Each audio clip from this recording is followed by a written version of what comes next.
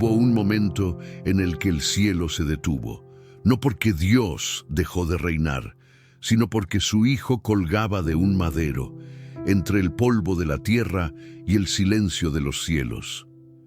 Y los ángeles observaron en silencio, con las alas recogidas, el mayor misterio jamás revelado. En el Gólgota, donde las piedras aún llevan la marca del llanto y de la sangre, algo sucedió que ninguna mente humana puede comprender en totalidad. El Hijo de Dios, aquel a través de quien todo fue creado, colgaba en una cruz. Y en ese instante, la mirada de los ángeles, esas criaturas ardientes que desde la eternidad sirven ante el trono, se posó sobre la tierra con un temblor que solo el cielo podría sentir. Jesús no murió solo. Aunque los hombres se burlaban, los soldados repartían sus vestiduras y los discípulos se escondían. Hubo una multitud invisible que no apartó sus ojos. ¿Qué hicieron los ángeles cuando el Creador de todas las cosas fue crucificado por su propia creación? Hebreos 1:6 nos recuerda, y otra vez, cuando introduce al primogénito en el mundo, dice: adórenle todos los ángeles de Dios. Desde su encarnación, los ángeles le rendían culto. Le sirvieron en el desierto, fortalecieron su carne en Getsemaní, contemplaron cada milagro desde los cielos. Pero en la cruz no descendieron. Aquí no hay lugar para frases vacías, ni para dramatismos forzados. Solo hay reverencia, una escena sagrada, el Hijo de Dios colgado entre dos criminales, y en el cielo el silencio era espeso. No porque faltara amor, sino porque el plan eterno exigía que el cielo observara y no interviniera. Mateo 26:53 registra las palabras de Jesús antes de ser entregado. ¿Acaso piensas que no puedo ahora orar a mi Padre y que Él no me daría más de 12 legiones de ángeles? 12 legiones, más de 70,000 ángeles, listos, con espadas de fuego, esperando una sola orden. Pero esa orden nunca vino. ¿Por qué? Porque había algo que ni siquiera los ángeles entendían. Por completo, el misterio del Cordero inmolado antes de la fundación del mundo. Apocalipsis 13:8 lo revela. Desde la eternidad, el cielo sabía que este día llegaría, pero una cosa es saberlo, y otra, ver al autor de la vida respirando sus últimos alientos en una cruz romana. Y los ángeles no se rebelaron, no descendieron, no interrumpieron el sacrificio, porque sabían que ese momento no era de ellos, era del amor, era de la misericordia encarnada, era el clímax de una historia escrita con lágrimas celestiales y sangre redentora. El Gólgota no fue solo el escenario del dolor humano. Fue el altar cósmico donde la justicia y la gracia se encontraron, y los ángeles callaron, porque en ese día el cielo no estaba para ejecutar juicio, sino para observar cómo el juicio caía sobre el inocente. Este es el misterio que vamos a desentrañar. No solo preguntaremos qué sintieron los ángeles, sino por qué se les impidió actuar, qué vieron, qué entendieron, y cómo esa escena aún resuena en los cielos cuando un pecador se arrepiente. Porque si en la cruz los ángeles no descendieron, en cada conversión se levantan con cánticos de gloria. Este no es solo un relato de dolor, es una revelación de lo invisible. Y si estás listo para ver con ojos espirituales lo que los ángeles vieron, entonces ven con un corazón abierto, porque lo que está por ser revelado puede cambiar para siempre tu manera de ver la cruz. Si esta palabra toca tu alma, escribe en los comentarios: ángeles en silencio, yo escucho. Y si crees que alguien necesita escuchar esto, comparte este video. Tal vez esa vida necesite entender lo que el cielo vio cuando la tierra crucificó al Hijo del Altísimo. Nadie que estuvo allí pudo ver lo que realmente ocurría.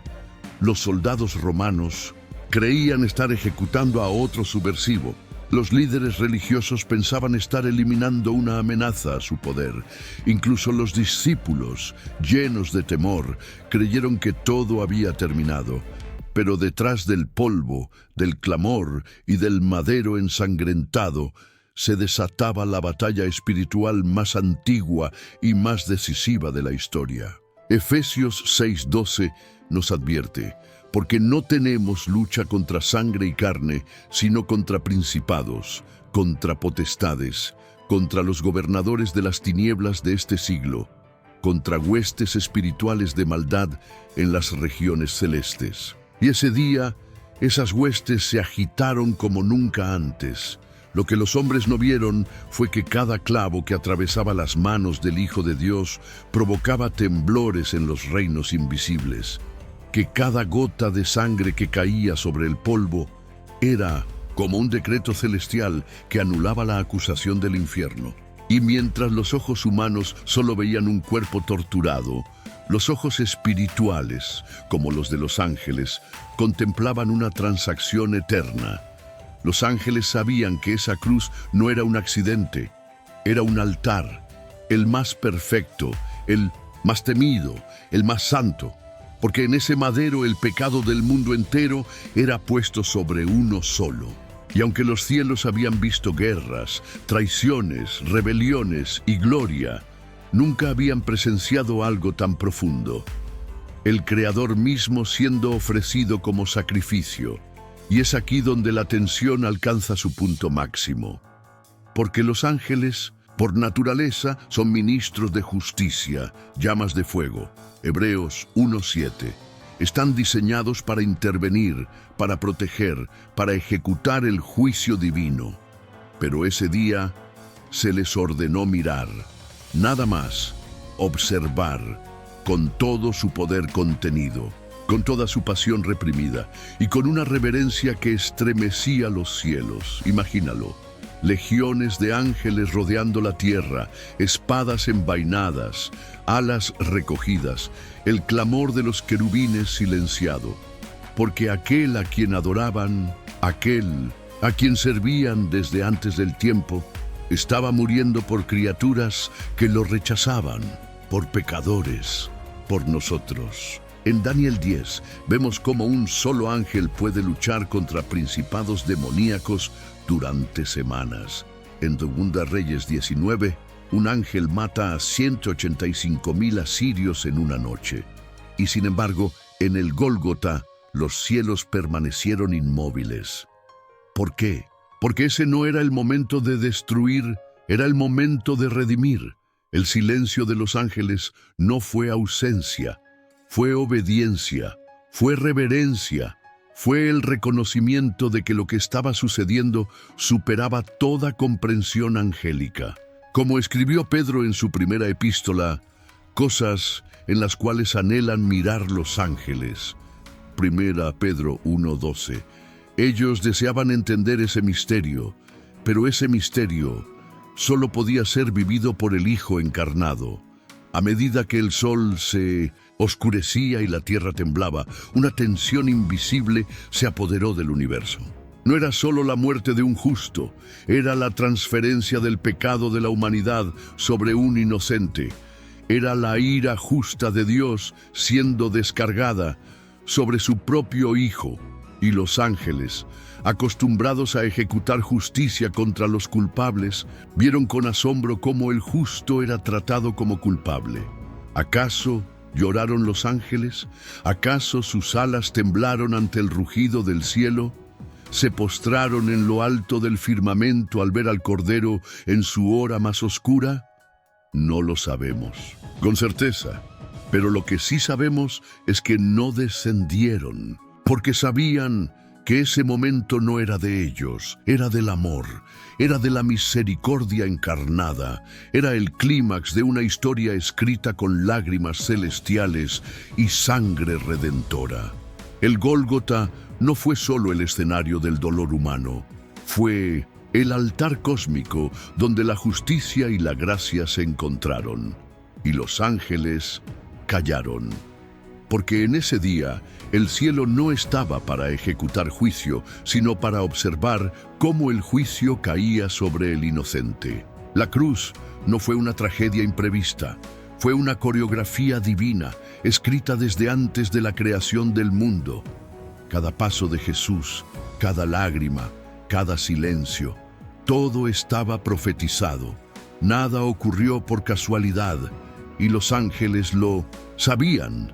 Desde el Antiguo Testamento, las Escrituras revelaban con símbolos, salmos y profecías que el Mesías no solo reinaría, sino que sufriría. Isaías 53, uno de los textos más impactantes del Tanaj, lo declara con crudeza y belleza. Despreciado y desechado entre los hombres, varón de dolores, experimentado en quebranto, mas él herido fue por nuestras rebeliones, molido por nuestros pecados. El pueblo esperaba un rey con espada, pero la Escritura anunciaba un cordero con heridas, un siervo sufriente, un redentor sangrante. Y cuando Jesús colgó del madero, las profecías que por siglos habían permanecido como ecos celestiales, tomaron forma en el cuerpo de un solo hombre. Los ángeles que rodeaban la cruz sabían lo que estaba ocurriendo. Ellos habían sido testigos de cómo la gloria llenaba el templo en los días de Isaías. Habían descendido con fuego en los días de Elías. Habían cerrado bocas de leones en los días de Daniel. Pero ahora estaban presenciando algo aún mayor, el cumplimiento visible de la promesa invisible. El Salmo 22, escrito 1000 años antes de la crucifixión, es un retrato preciso del dolor de Cristo. En sus versos se lee: Dios mío, ¿por qué me has desamparado? Una frase que Jesús pronunciaría siglos después, desde la cruz. Más adelante el salmista añade: Horadan mis manos y mis pies, reparten entre sí mis vestidos, y sobre mi ropa echan suertes. ¿Casualidad? No.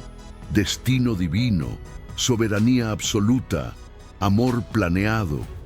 Y mientras todo esto se cumplía, los ángeles permanecían en su lugar contemplando la escena, no porque fuesen indiferentes, sino porque sabían que estaban siendo testigos del acto culminante de la redención.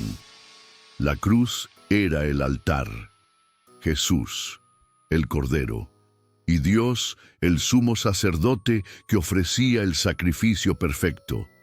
El apóstol Pablo, en 1 Corintios 2:8, escribió: Ninguno de los príncipes de este siglo conoció esta sabiduría, porque si la hubieran conocido, nunca habrían crucificado al Señor de gloria. Esta afirmación va más allá de los líderes políticos o religiosos. Se refiere también a los poderes espirituales. Satanás y sus huestes no entendieron el plan. Creyeron estar ganando, pero estaban cumpliendo el mayor decreto de Dios: la salvación del hombre a través del dolor del Hijo.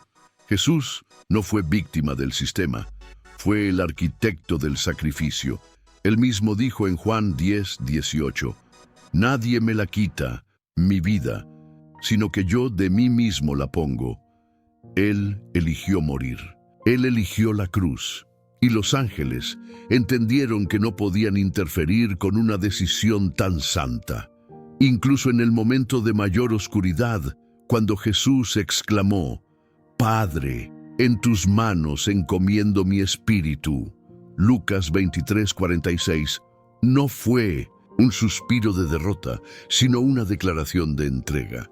Como un sacerdote que finaliza su obra y presenta el sacrificio en el altar, y los cielos lo recibieron.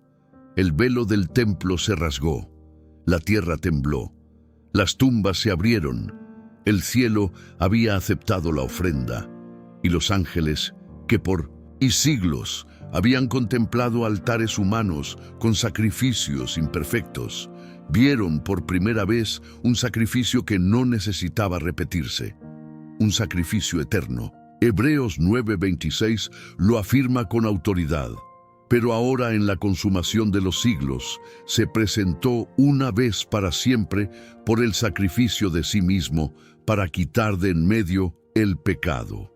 Esa es la base, ese es el fundamento.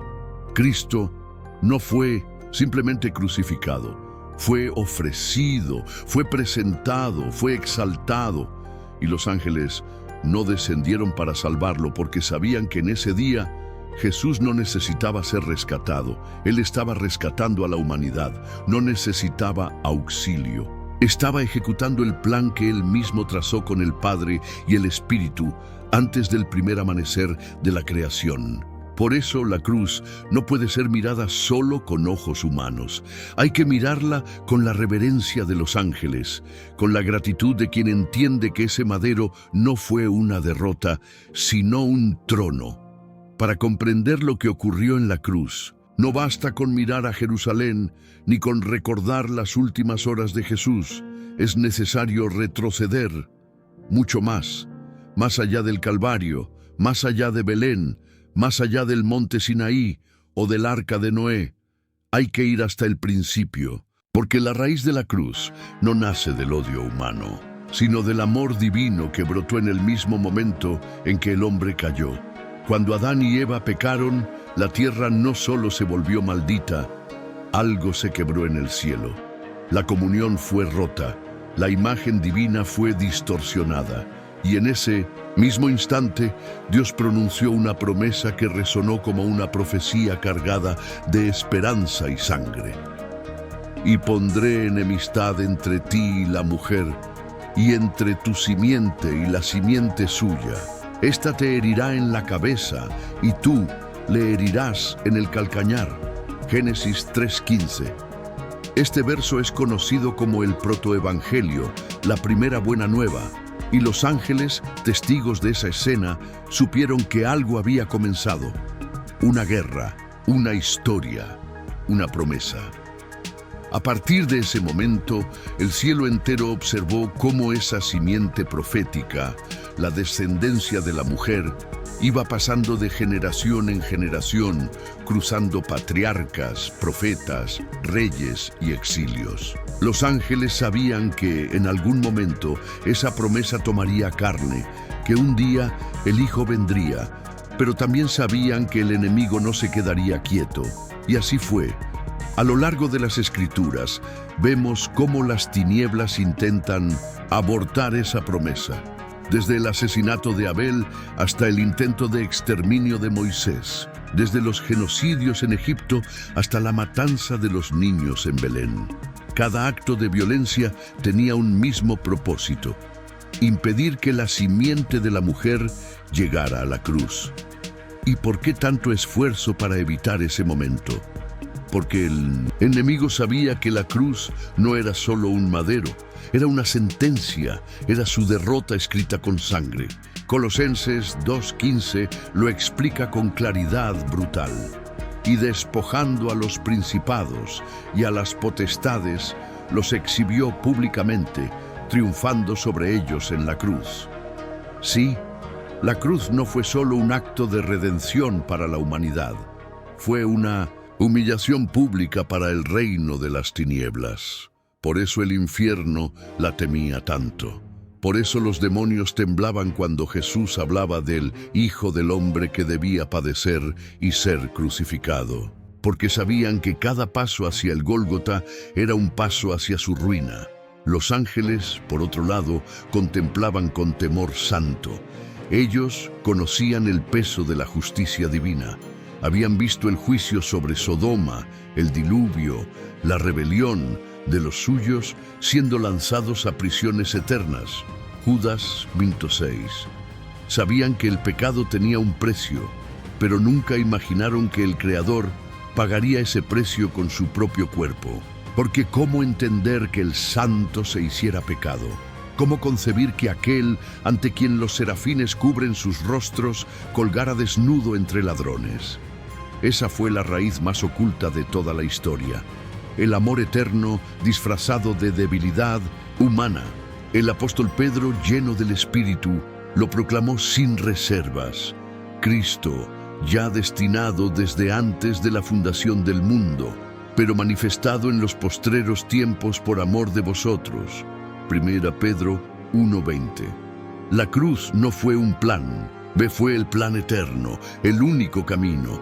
Y es ahí donde la cruz toca el misterio, porque Jesús no fue simplemente un mártir, fue el Cordero que quita el pecado del mundo. Juan 1:29.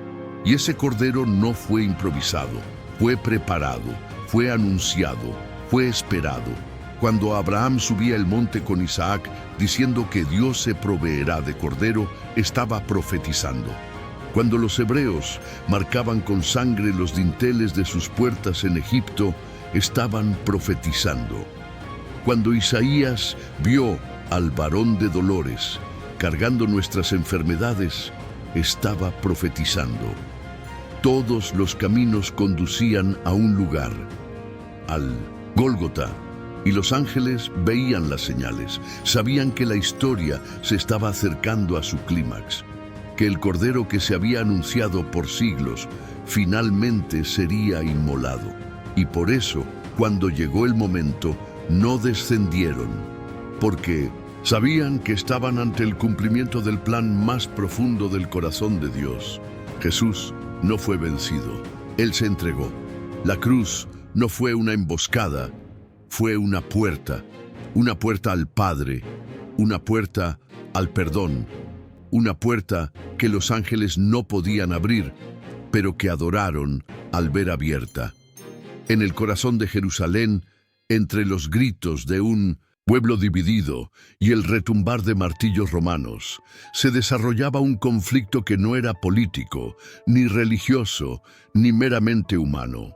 Era una guerra invisible, la más antigua del universo, una lucha entre el amor eterno del Padre y la acusación ancestral del enemigo.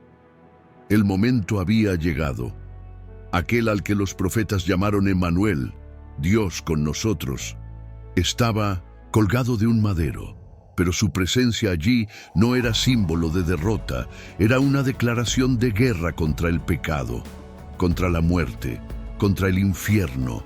Mientras el mundo veía a un hombre ensangrentado y burlado, el mundo espiritual contemplaba una revolución, porque allí en la cruz convergían dos realidades opuestas, la justicia divina y la misericordia infinita, el cielo y el infierno, la obediencia y la rebeldía, el cordero y la serpiente. La cruz no era solo un suplicio romano, era el epicentro de una colisión espiritual sin precedentes.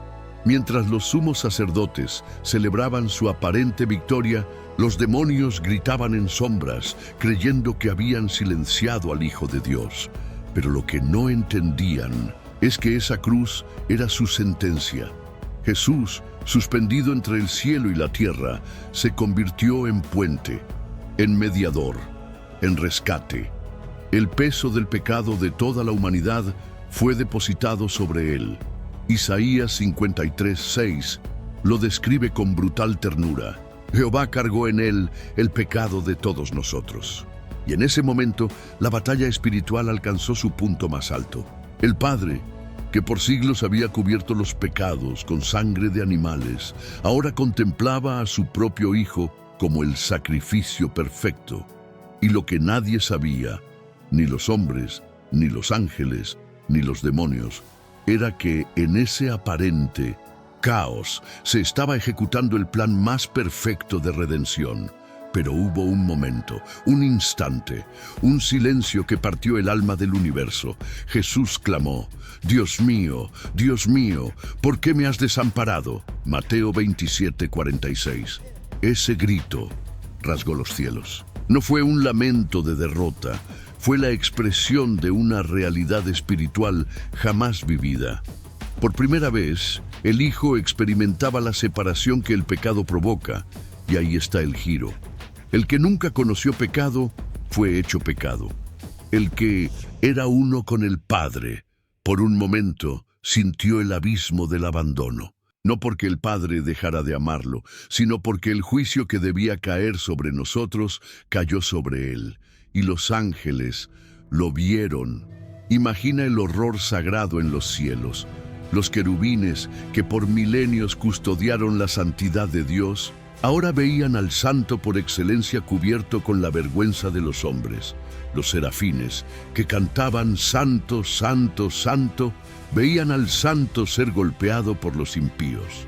Las huestes celestiales en silencio, y aún así no descendieron, porque sabían que ese momento, por más doloroso que fuera, era el punto de inflexión de la historia.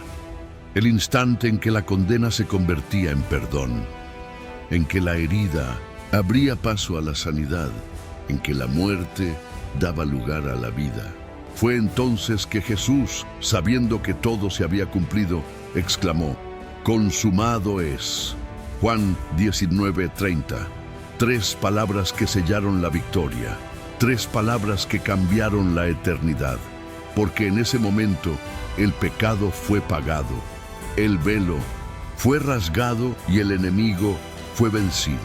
Colosenses 2:14-15 lo deja claro, anulando el acta de los decretos que había contra nosotros, y la quitó de en medio clavándola en la cruz, y despojando a los principados y a las potestades, los exhibió públicamente.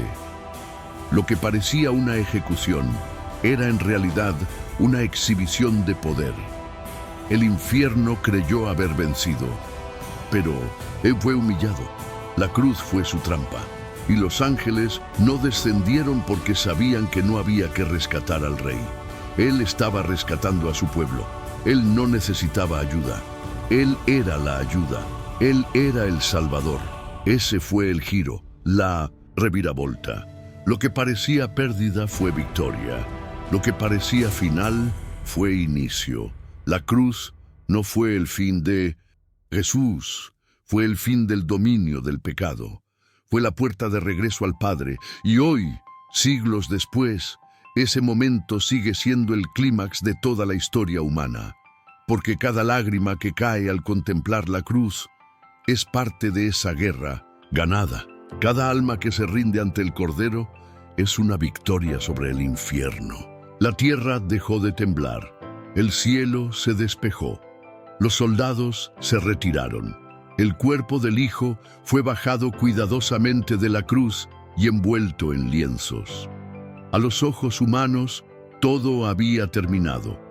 Pero lo que la mayoría no vio fue que, espiritualmente, la guerra apenas había cambiado de escenario, porque la muerte del Hijo de Dios no fue un punto final, fue una puerta abierta a dimensiones espirituales que por siglos habían estado selladas. Y desde ese momento comenzaron a acontecer desdoblamientos invisibles pero poderosos. Consecuencias que no terminaron con el último suspiro del Mesías, sino que continúan hasta hoy. El primer gran desdoblamiento fue en el templo.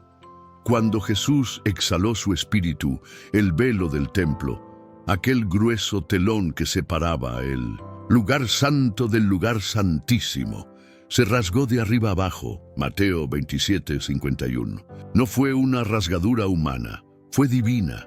Un acto espiritual que declaró al mundo que el acceso a la presencia de Dios estaba ahora libre para todos.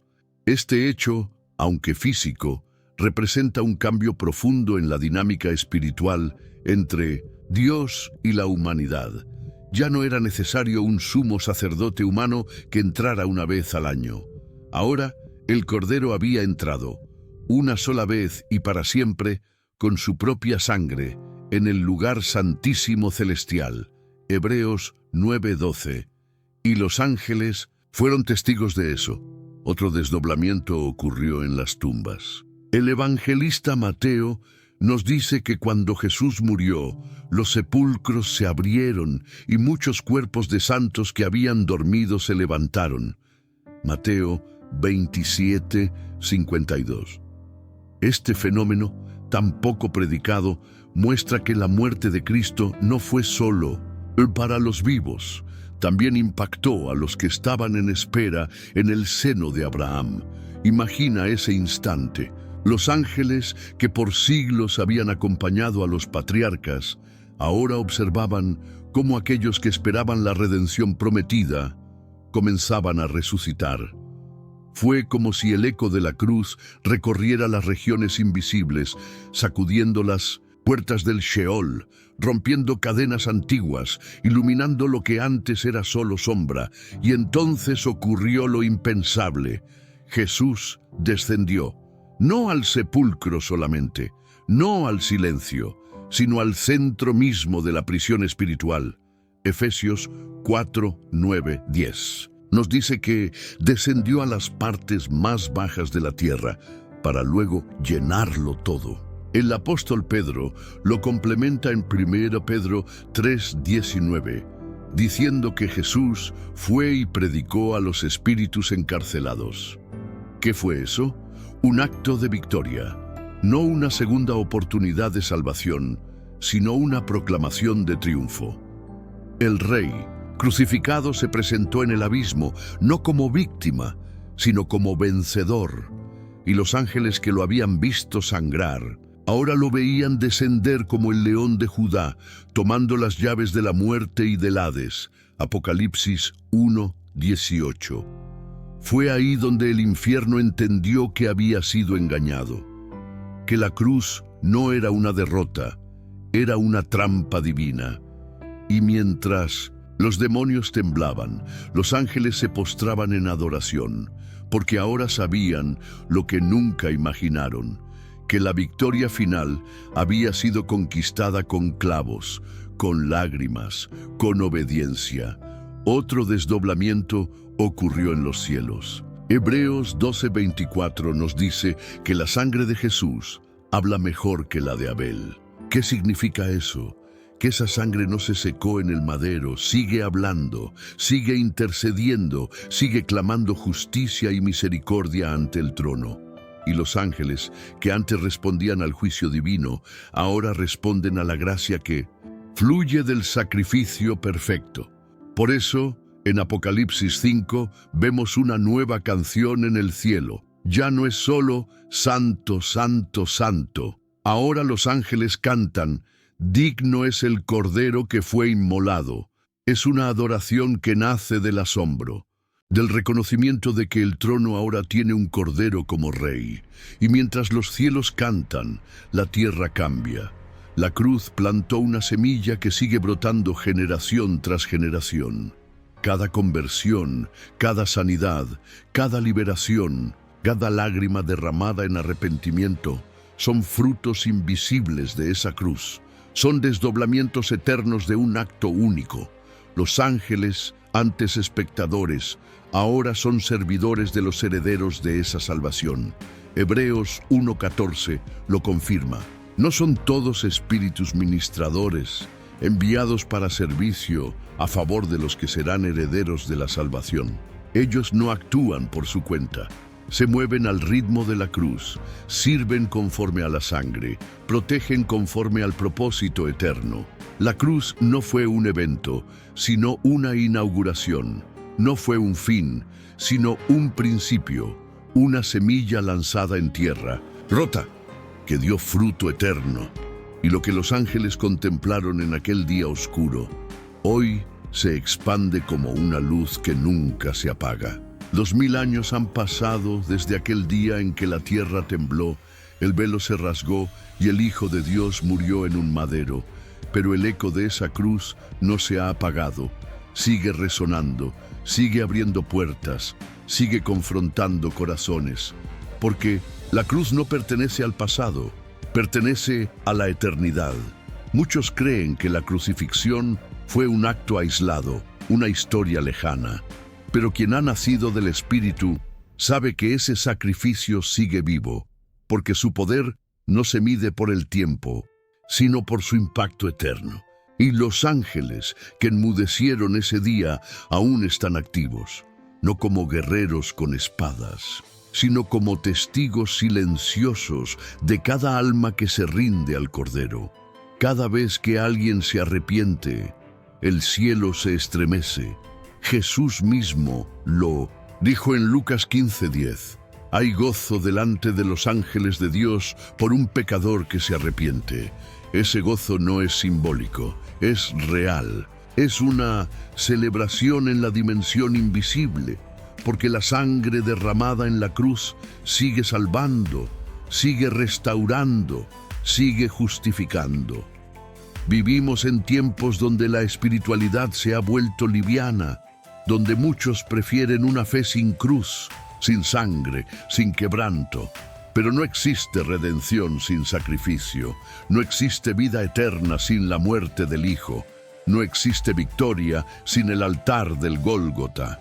Y es por eso que necesitamos mirar de nuevo, con los ojos del alma, lo que los ángeles vieron. Porque mientras el mundo te ofrece caminos rápidos, soluciones fáciles y promesas huecas, la cruz te ofrece algo que nadie más puede dar: acceso eterno al corazón del Padre. No por méritos, no por religiosidad, sino por gracia. Esa gracia que sangra, que duele, que transforma.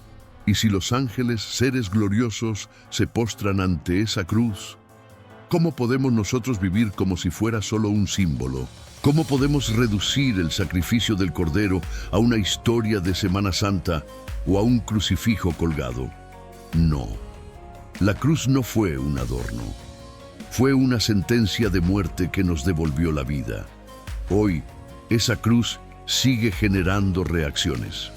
Algunos la ignoran, otros se burlan, algunos la rechazan por considerarla escandalosa, pero los que han visto su luz nunca más son los mismos, porque al pie de la cruz el alma encuentra lo que no halló en ningún otro lugar: perdón, propósito y paz. Y es aquí donde entra la dimensión profética, porque lo que ocurrió ese día en Jerusalén fue el inicio de una nueva era, una era en la que el velo fue rasgado y tú fuiste invitado a entrar, una era en la que el sacrificio del Hijo habilitó tu llamado, tu sanidad, tu redención, una era en la que los ángeles siguen obrando, no como protagonistas, sino como siervos al servicio del propósito que la cruz activó en ti. La cruz no fue solo para salvarte del infierno, fue para activar en ti una nueva naturaleza, un nuevo corazón, un nuevo destino, un llamado a vivir, no para ti, sino para aquel que murió y resucitó por ti.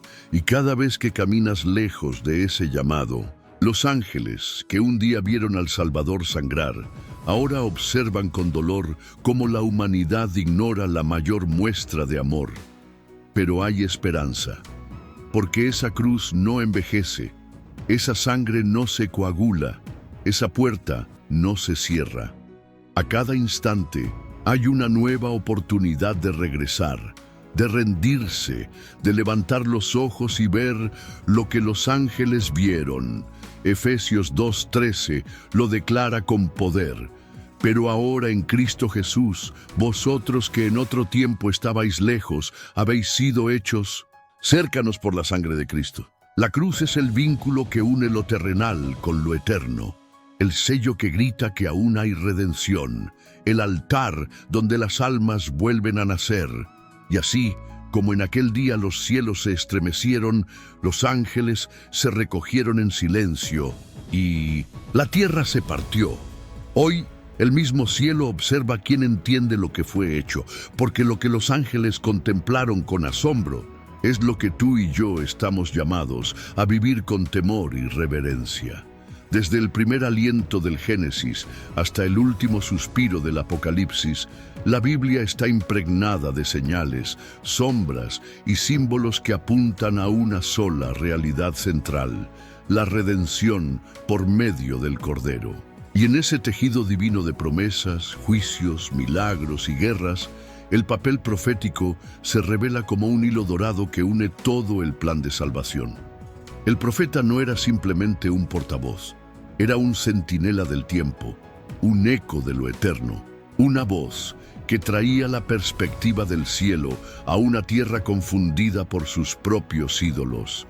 Y todos los profetas, en mayor o menor grado, vieron a lo lejos, en visiones o revelaciones, lo que los ángeles vieron en tiempo real: al Hijo muriendo por el mundo. Isaías lo describió con precisión quirúrgica, 700 años antes del Gólgota. Como cordero fue llevado al matadero y no abrió su boca. Isaías 53, 7. David, 1000 años antes, profetizó las mismas palabras que Jesús pronunciaría desde la cruz. Dios mío, ¿por qué me has desamparado? Salmo 22, 1. Zacarías vio al pueblo mirar al que traspasaron. Zacarías 12, 10. Todos hablaron, todos señalaron, todos esperaban. El rol del profeta no era entender todos los detalles, sino proclamar la verdad, aunque el cumplimiento estuviera lejos. Primera Pedro 1, 10, 11 nos dice que los profetas inquirieron y diligentemente indagaron acerca de esta salvación, escudriñando qué persona y qué tiempo indicaba el Espíritu de Cristo que estaba en ellos. Es decir, hablaban de algo mayor que ellos mismos, de algo que incluso los ángeles deseaban entender. Ese papel profético no se limitó a palabras, fue también encarnado en acciones. Abraham estuvo dispuesto a sacrificar a su hijo Isaac, profetizando sin saberlo que un día el Padre no solo estaría dispuesto, sino que lo haría. Moisés levantó una serpiente en el desierto como símbolo de un juicio colgado que traería sanidad a los que lo miraran. Oseas amó a una mujer adúltera para revelar el corazón de Dios hacia un pueblo infiel. Ezequiel profetizó a huesos secos, anunciando la resurrección del Espíritu. Cada acto, cada lágrima, cada vislumbre era parte de una gran coreografía profética hacia la cruz. En este escenario, los ángeles también tenían su lugar. Aunque no eran profetas, eran mensajeros celestiales del plan profético. Anunciaron el nacimiento del Salvador, fortalecieron a Jesús en Getsemaní, revelaron su resurrección y guiarán su regreso glorioso. Pero durante la cruz, guardaron silencio, porque ese momento era exclusivo de aquel que fue profetizado desde la fundación del mundo. La historia de la salvación es una sinfonía que se escribió en la eternidad y se interpreta en el tiempo. Los profetas marcaron los compases, los ángeles observaron las pausas, y Jesús fue la nota principal. Todo lo dicho, todo lo anunciado, todo lo soñado por generaciones se resumió en el cuerpo colgado del Redentor, y en ese momento, todo lo que fue hablado en parte por los profetas se reveló en plenitud.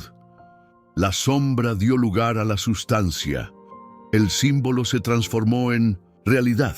El altar celestial fue abierto por la sangre del Hijo, y lo que antes era promesa se volvió herencia. La cruz es entonces el punto de intersección entre lo profetizado y lo cumplido, entre lo invisible y lo tangible. Es la prueba de que Dios no solo habla, cumple, que no solo promete, entrega. Y cada profeta, desde Abel hasta Juan el Bautista, fue una antorcha encendida en la noche que anunciaba la llegada del sol de justicia. Ese mismo fuego profético sigue ardiendo, no para anunciar una nueva cruz, sino para proclamar su poder eterno, para preparar el camino del regreso del Rey, para recordar al mundo que el mismo que vino como cordero, volverá como león. El cielo no olvida, los ángeles tampoco. Lo que ellos vieron aquel día en el Gólgota, el dolor del Hijo, la obediencia hasta la muerte, el silencio del Padre y la victoria en forma de cruz, quedó grabado en la eternidad como el acto más sagrado y definitivo de la historia cósmica. Pero el plan no terminó allí. El mismo Jesús que murió, resucitó, y el mismo Jesús que resucitó, regresará. Y en ese día, los ángeles volverán a tener un papel visible.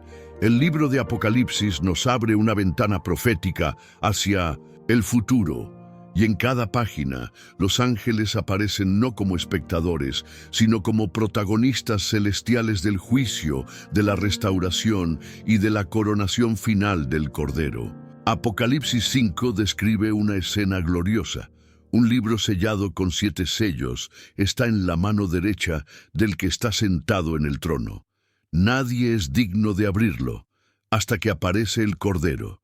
Y en ese momento, dice Juan, miré y oí la voz de muchos ángeles alrededor del trono, y el número de ellos era millones de millones. Ap 5:11.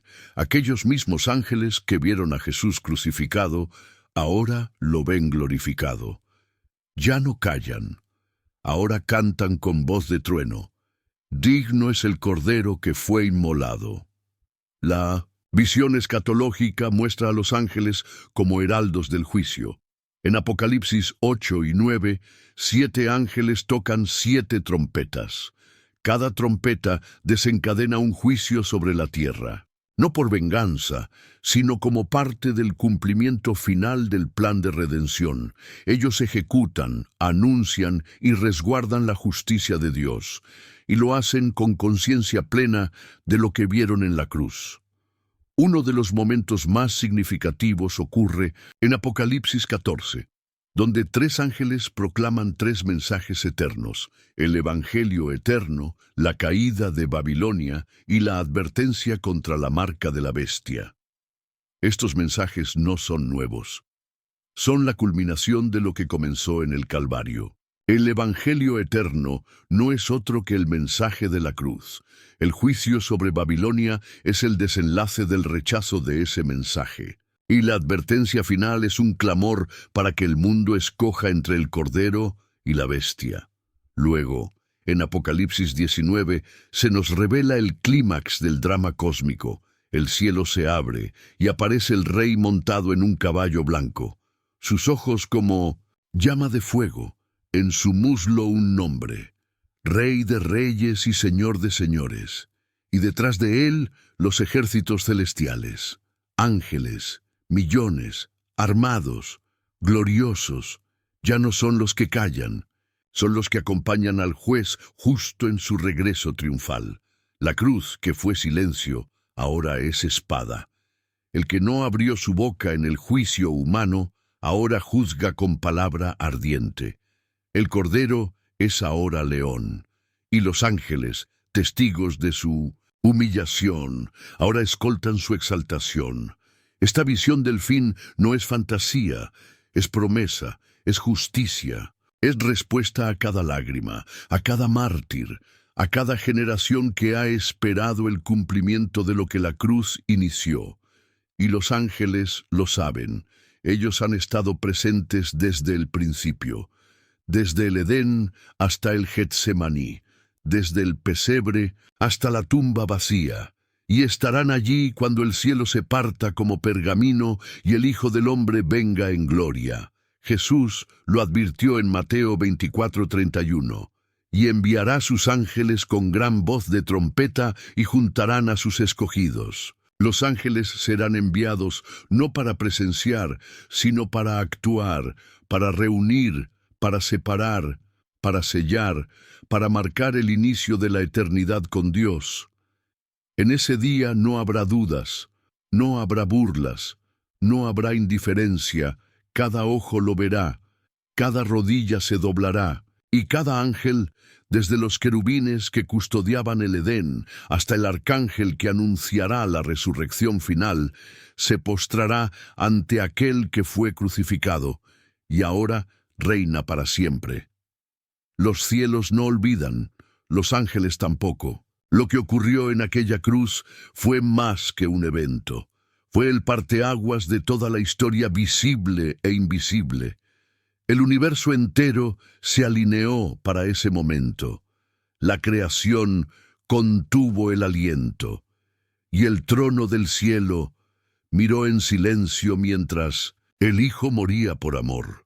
Aquel que fue levantado entre el cielo y la tierra no lo fue por casualidad.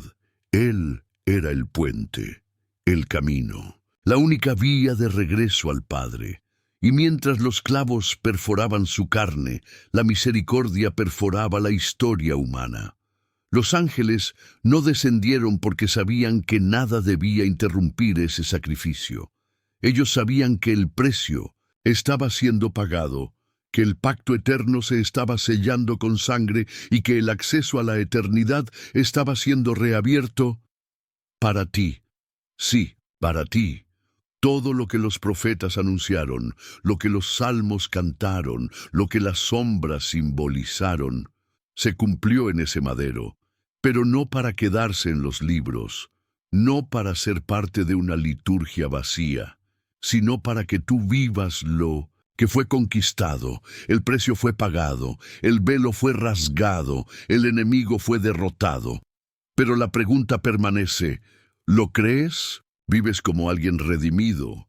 ¿O aún caminas bajo cadenas que ya fueron rotas? Jesús no murió para inspirarte, murió para salvarte, para justificarte, para transformarte, para habitar en ti, y el mismo cielo que un día enmudeció ante su muerte, hoy observa, esperando tu respuesta.